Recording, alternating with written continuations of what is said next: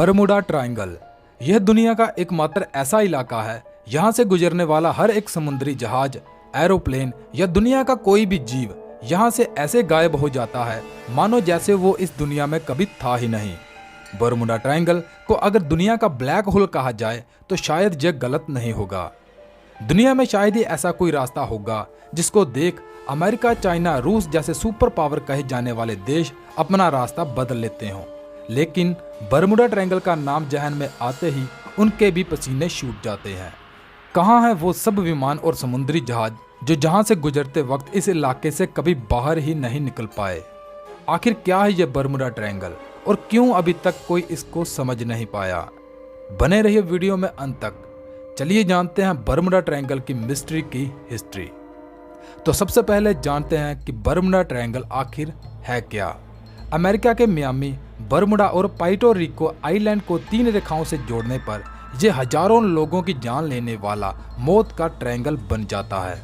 इस ट्रायंगल के अंदर जितना भी इलाका आता है वो बरमुडा ट्रायंगल कहलाता है, जिसका क्षेत्रफल 5 लाख स्क्वायर किलोमीटर बताया जाता है। अब तक इस मौत के ट्रायंगल में पिछले 100 सालों में 75 हवाई जहाज, 100 से ज़्यादा छोटे बड़े समुद्री जहाज समा चुके हैं और 1000 से ज़्यादा लोगों की मौतें हो चुकी हैं। और हैरानी की बात तो यह है कि अभी तक इन सब का सुई जितना भी सुराग नहीं मिल पाया।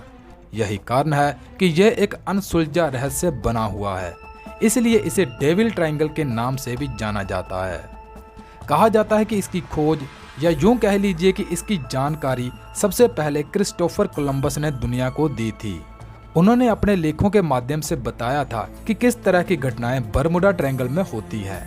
कोलंबस के मुताबिक जब वो इस रास्ते से गुजर रहे थे तो उन्होंने एक बड़े आग के गोले को समुद्र के अंदर प्रवेश करते हुए देखा था और उनका कहना है कि यह एक रास्ता है जो एलियंस के बेस तक जाता है।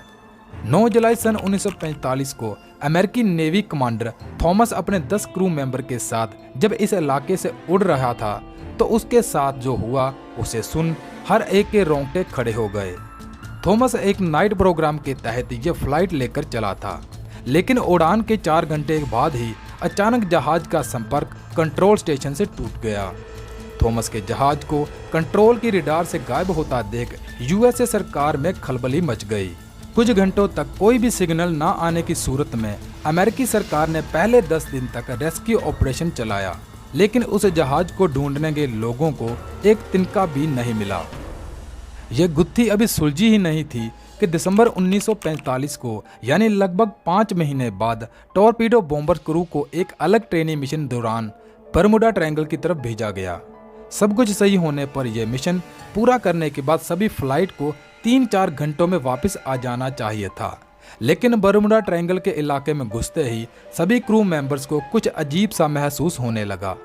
तभी मिशन के कमांडर ने आगे बढ़ना किसी खतरे से खाली ना कहते हुए तुरंत ही यह मिशन छोड़ वापस जाने का आदेश दे दिया, लेकिन तब तक शायद बहुत देर हो चुकी थी। उनमें से जब किसी एक पायलट ने फ्लोरिडा का रास्ता खोजना चाहा तो उसका कंपास फेल हो गया और वह इधर उधर डायरेक्शन दिखाने लगा। सुबह के लगभग 5 बज रहे थे और आसमान साफ था। उन्हें लगा कि सूरज की दिशा देखकर वो फ्लोरिडा का रास्ता पता लगा लेंगे, लेकिन तभी अचानक से सूरज को काले घने बादलों ने घेर लिया।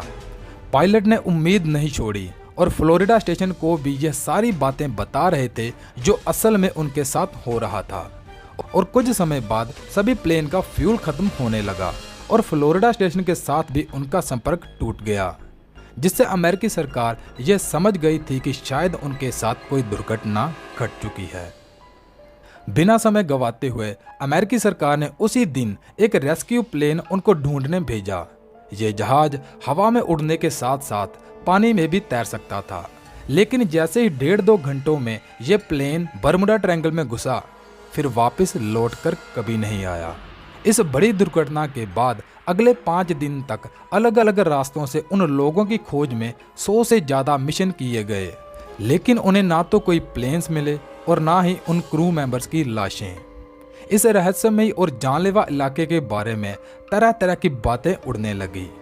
कोई इसे एलियंस का इलाका बताने लगा तो कोई राक्षस का घर, और ऐसे में समुद्री जहाज़ों और फ्लाइट्स की आवाजाही को इस रास्ते से बंद कर रास्ता बदल लेना एक पावरफुल देश की ईगो को हर्ट करता था।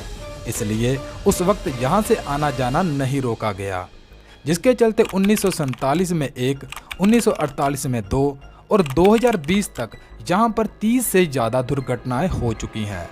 ये घटनाएं आकाश में उड़ते प्लेन तक ही सीमित नहीं थी। समुद्र में चलते जहाज़ों का साफ मौसम में अचानक से कंपास खराब हो जाना और फिर कभी भी इस समुद्र से बाहर ना आना एक आम सी बात हो गई थी। बर्मुडा ट्रायंगल में घुसते ही यह बड़े बड़े समुद्री जहाज़ों को बिना किसी खराबी, बिना किसी छेद के ऐसे लगने लगता था जैसे जानबूझकर कोई इन्हें नीचे की तरफ खींच रहा हो। यहाँ पर डूबी सभी शिप्स उन प्लेन की तरह कभी नहीं मिली। यहाँ से मिली तो सिर्फ रहस्यमयी कहानियाँ, वो कहानियाँ जिन्हें हम दिल की तसल्ली के लिए सिर्फ एक कहानी कहकर छोड़ देते हैं। बर्मुडा ट्रायंगल की इस मिस्ट्री को सुलझाने की बहुत कोशिश की गई, जिस पर अलग अलग थ्योरीज आती रही, जैसे कंपास का काम ना करना। नासा के वैज्ञानिकों का यह भी कहना है कि बर्मुडा ट्रायंगल में बेहद भारी चीजों को अपनी ओर खींच लेने की ताकत बादलों की हेक्सागोनल शेप की वजह से आती है। यह बादल एयर बम बनाते हैं, यानी हवा में बम ब्लास्ट जैसी ताकत पैदा करते हैं। इनके साथ 170 मील यानी 273 किलोमीटर प्रति घंटा की रफ्तार से चलने वाली तेज हवाएं होती हैं। ये बादल और हवाएं आपस में मिलकर जब जहाज से टकराते हैं तो उन्हें खींचकर समुद्र के तल में ले जाते हैं। हम सब उम्मीद करते हैं कि इन सब बातों का सच आखिरकार एक न एक दिन सामने आ ही जाएगा। लेकिन आप बर्मुडा ट्रायंगल के बारे में क्या सोचते हो, कमेंट करके अपनी कीमती राय जरूर दें। और अगर वीडियो अच्छी लगी हो तो वीडियो को एक लाइक करके चैनल को जरूर सब्सक्राइब कर लें।